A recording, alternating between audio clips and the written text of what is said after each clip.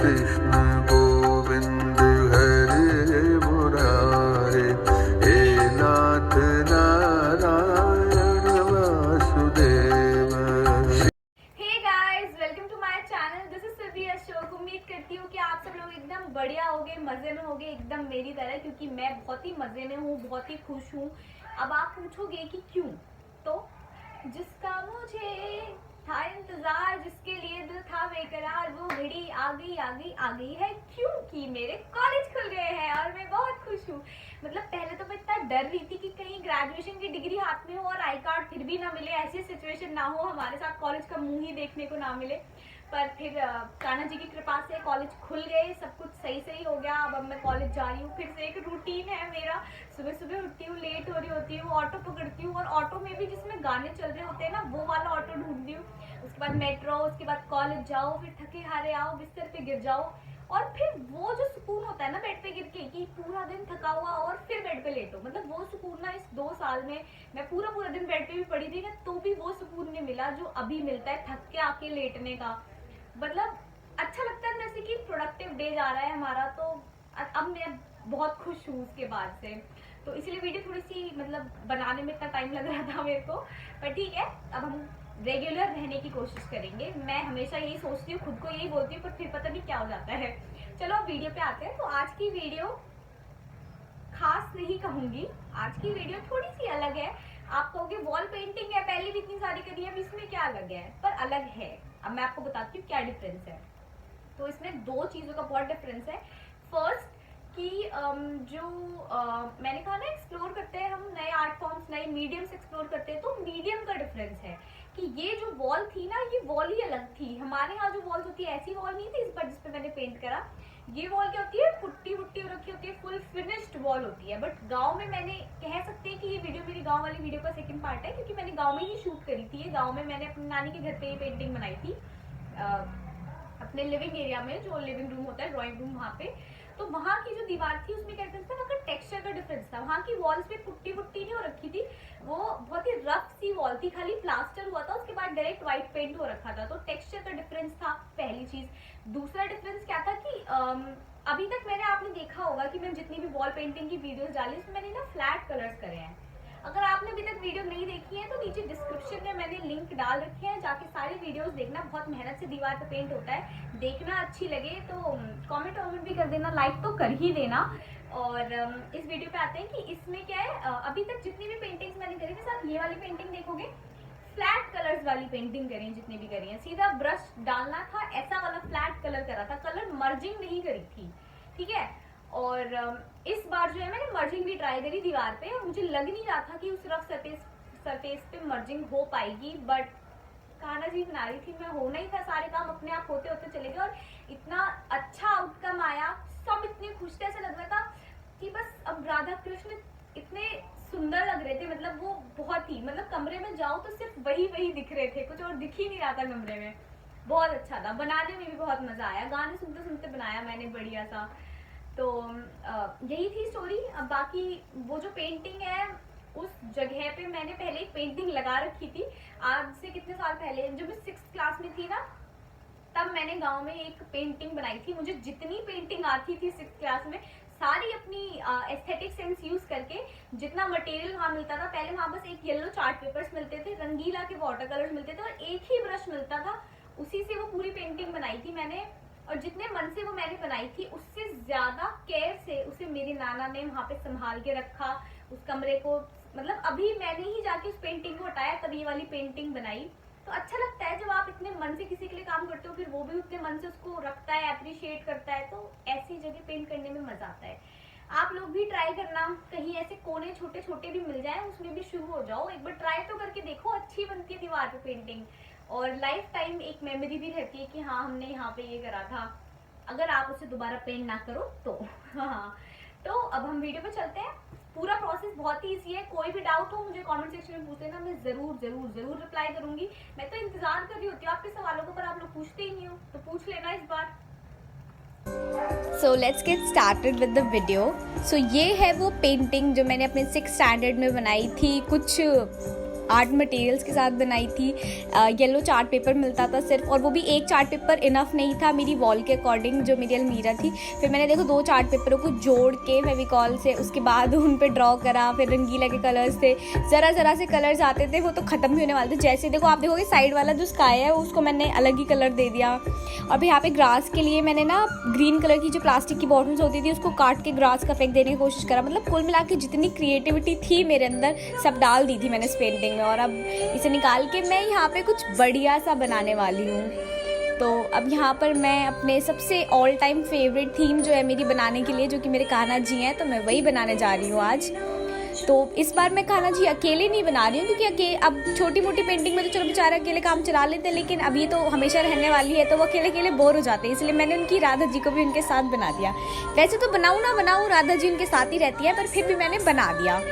तो अब मैं बताती हूँ वॉल के बारे में कि जो वॉल है ना इस पर प्लास्टर हो रखा है सिर्फ, और वाइट पेंट हो रखा है। तो इसका टेक्सचर बहुत डिफरेंट था मेरी पिछली वॉल्स जिन पे मैंने काम करा है उनके मुकाबले। तो यहाँ पे पेंसिल भी 2 मिनट में ख़त्म हो जा रही थी उसकी नोक, फिर मुझे बार शार्प करनी पड़ रही थी। और उसके बाद मैं अपना ड्राइंग कंप्लीट कर पा रही थी बिना कोई मेजरमेंट के, बस अपने हिसाब से जैसे मुझे लग रहा था मैंने बस वैसे ही चालू रखा अपना पेंट करना। बार शार्प कर रही हूँ मैं अपनी पेंसिल को, क्योंकि वो ख़त्म ही इतने जल्दी हो जा रही थी रफ और टेक्सचर की वजह से वॉल के।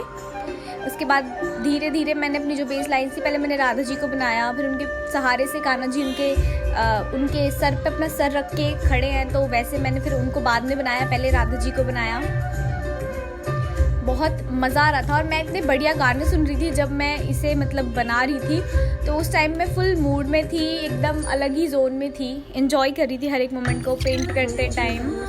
तो ये आप देखोगे कि ये मैंने बना दिया। अब इसका टेक्सचर देखो आप ज़रा वॉल का, इस पर यहाँ तक कि जो सीमेंट वेमेंट गिरा होगा उसका टेक्सचर भी था, अभी बहुत ही रफ टेक्सचर था वॉल का। ये ऐसा कुछ, पर कोई नहीं, बना लिया मैंने। फिर मैंने पेंट करना स्टार्ट करा।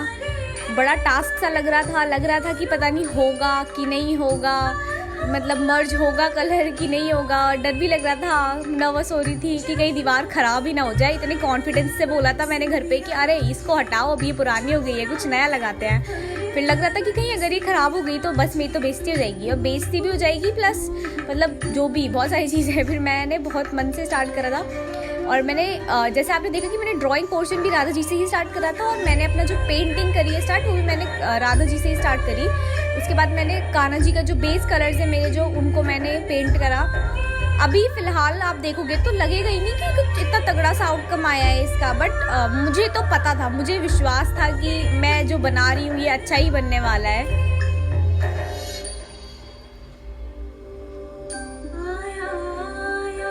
इतने सुंदर, इतने वाइब्रेंट कलर्स थे, इतना मज़ा आ रहा था उसे देखने में। हर एक स्टेप जो था तभी वो मुझे सुंदर लग रहा था। ड्राइंग में भी मुझे अच्छा लग रहा था, वो ड्राइंग के बाद जब मैंने उनमें बेस कलर्स करे तब भी वो मुझे पेंटिंग अच्छी लग रही थी। हर एक स्टेप पे मुझे वो सुंदर लग रहा था। जब बन गया तब तो वो था ही मतलब बहुत कमाल का लग रहा था, बट वो हर स्टेप पे मुझे सुंदर लग रहा था।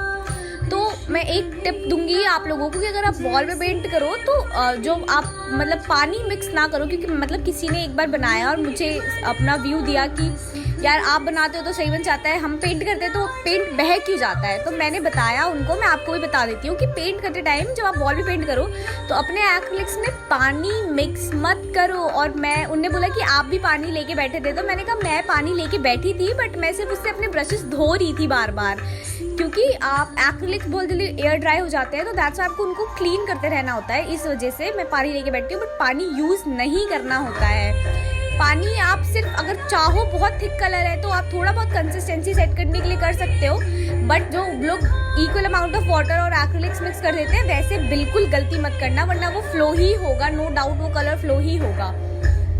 तो अब ये जो है मेरे सारे बेस कलर्स रेडी हो गए हैं। आप देखोगे कि ब्लैक जितने भी बेस कलर अब इनके ऊपर ही मुझे डिटेलिंग करनी है, जितनी करनी है सारा बेस कलर मैंने कंप्लीट कर दिया है, और ये अभी ही बहुत सुंदर लग रहा है।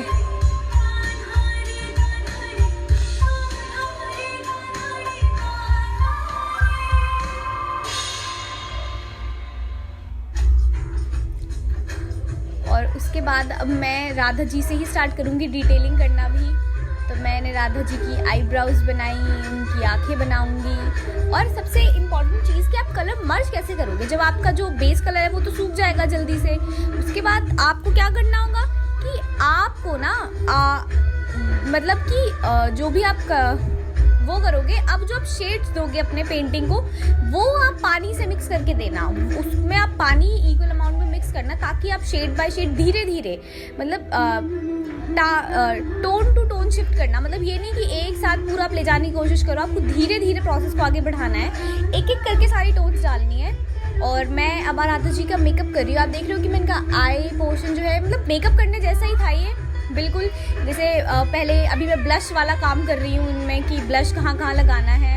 फाउंडेशन लगा चुकी थी, कंटोरिंग भी कर रही हूँ, अभी कंटोरिंग चल रही है यहाँ पर। देखा, मुझे भी कुछ कुछ वर्ड्स आते हैं मेकअप के बारे में। ओके, अब मैं इनकी आई शेडो पे थोड़ा सा काम कर रही हूँ, और अब इनकी मैं चिन जो है कुछ मैंने अलग स्टाइल से बनाई है तो उस पर काम कर रही हूँ। वो बंजारा स्टाइल डॉट्स होती हैं जो, मैंने कुछ वैसा सा दिया है इसे लुक। और फिर मैंने उनकी सुंदर सी नाक बनाई है, और उनके फेस को और जितना हो सके 3D इफेक्ट और टोन्स देने की कोशिश करी है। फिर गले पर भी मैंने सेम ही इफेक्ट का अप्लाई करते हुए, मतलब सेम ही प्रोसीजर को फॉलो करते हुए कराया। फिर मैंने उनके लिप्स बनाए हैं ये, पर मैं उनके फेस कट से कुछ खुश नहीं थी, तो फिर मैंने दोबारा से उनके लिप्स पे पेंट कर दिया, नीचे के पूरे हिस्से पे दोबारा पेंट करा, और अब दोबारा से करूँगी उस पर काम। और अब मैं उनकी जो ज्वेलरी है उसकी थोड़ी सी डिटेलिंग कर रही हूँ। तो उस पर पहले मैं वाइट बेस कलर कर रही हूँ, white as a base colour. उसके बाद मैं उस पर कोई और कलर करूँगी, क्योंकि थोड़ा स्मूथ नहीं था, वो टेक्सचर नहीं आ रहा था, इसीलिए। और अब ये मैं उनके मांग टीके पे काम कर रही हूँ। प्रोसेस बाय प्रोसेस, धीरे धीरे करना है आपको, तसल्ली से करना है। सबसे इम्पोर्टेंट चीज़, जो लोग घाई घाई करते हैं ना वो ख़राब कर देते हैं, तो आपको घाई घाई नहीं करना है, बहुत धीरे धीरे आगे लेके जाना है। क्योंकि आप सोचोगे कि अगर एक ही दिन में कंप्लीट कर लो या 2 ही दिन में कर लो, तो ऐसा नहीं है। मेरे को इसको 3 दिन लगे थे, हाँ। और 3 दिन में भी मैं ऐसा नहीं कि पूरा पूरा दिन इसमें लगी रहती थी भाई। मैं आराम से 1 घंटा करती थी, फिर 1 घंटा बाहर घूम घाम के गाँव में आती थी, फिर 1 घंटा बनाती थी, फिर 1 घंटा घूम के आती थी। तो रेस्ट लेने के करोगे तो आप भी रिफ्रेश फील करोगे, और मतलब बस करोगे नहीं। अगर आपको अच्छे रिजल्ट चाहिए तो हमेशा काम को ना, जब पूरा मन हो ना, सिर्फ उसी टाइम वो काम करना। ये मेरी अपनी फिलॉसफी है कि मैं कोई काम तभी करती हूँ जब मेरा बहुत बहुत मन होता है वो काम करने का, वरना मन नहीं होता है तो मैं नहीं करती हूँ। तो अब राधा जी मेरी ऑलमोस्ट रेडी हो गई हैं, और ये ना इसकी डिटेलिंग जो बाकी की है उनके चोले की और उनके बाकी की ज्वेलरी की, वो मैं शूट नहीं कर पाई क्योंकि मेरा फ़ोन हो गया था ऑफ, और लाइट भी नहीं आ रही थी गाँव में। फिर मैं अब नहीं कर पाई, तो अब लाइट आई, फ़ोन चार्ज हुआ, तो अब मैं कान्हा जी स्टार्ट कर रही हूँ। और मैं कान्हा जी की जो टर्बन है, उनकी पग है, उस पगड़ी पे मैं काम करना स्टार्ट कर रही हूँ। हमारे यहाँ इसे मुरैठा कहते हैं, मतलब जो सर पे मुरैठा बांध लेते हैं लोग, इसे पंजाब में पगड़ी कहते हैं या पग कहते हैं। अब पता नहीं आप क्या कहते हो, मुरैठा कहते हो, पगड़ी कहते हो, आपके यहाँ क्या कहते हैं इसे। तो मैं इसे मुरैठा कहूँगी कि कान्हा जी का मैं मुरैठा पेंट करके उसके बाद मैं उनकी आँखें, मुझे हमेशा से ना मतलब आँखें पेंट करने में ना कुछ अलग ही मज़ा आता है, कुछ अलग ही सुकून होता है उनमें। और उनकी आँखें जितनी अच्छी पेंट होती है ना, मतलब मेरा तो फेवरेट पार्ट जो होता है उस पेंटिंग का हमेशा उनकी आँखें ही होती हैं। और ये वाली पेंटिंग में भी लास्ट जब पूरी वो रेडी हुई, उसके बाद जो मेरा फेवरेट पार्ट था ना, वो उनकी आँखें ही थी। इतने शांत, इतने खोए हुए लग रहे थे वो, ऐसा लग रहा था कि वो नहीं एक प्यार का सुकून होता है जो जब हम अपने प्यार के साथ होते हैं एकदम सुकून में होते हैं, एकदम वैसा ही। तो अब इसमें भी वही प्रोसीजर फॉलो करना है कि स्टेप बाय स्टेप चलना है। वो टोन्स जो आपको देनी है ना, वो एकदम धीरे धीरे लेके जानी है। एक साथ सारे डार्कर क्या बोल रही हूँ मैं, सॉरी। अगर एक साथ आप डार्कर टोन्स की तरफ जाओगे तो नहीं हो पाएगा, तो आपको धीरे धीरे करना है। धीरे धीरे करोगे आप, तभी आपको वो वाले रिजल्ट्स मिलेंगे जो आप चाहते हो। तो शेड बाय शेड जाना, धीरे धीरे डार्कर टोन्स की तरफ बढ़ना है आपको।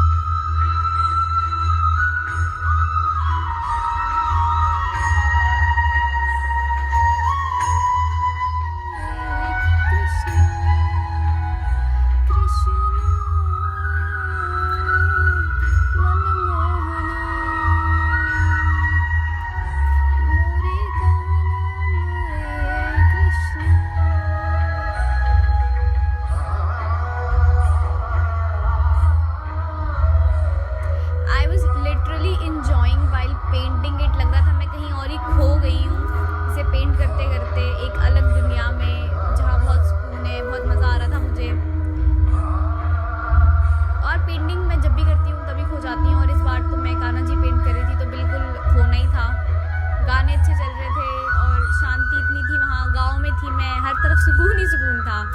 So this is the final result. और फिर मैंने पूरा रेडी करके उसको वहाँ दिया भी जला दिया और उसे फूलों से सजा दिया और मतलब प्रॉपर अच्छे से अपने कान्हा जी को वहाँ विराजमान कर दिया।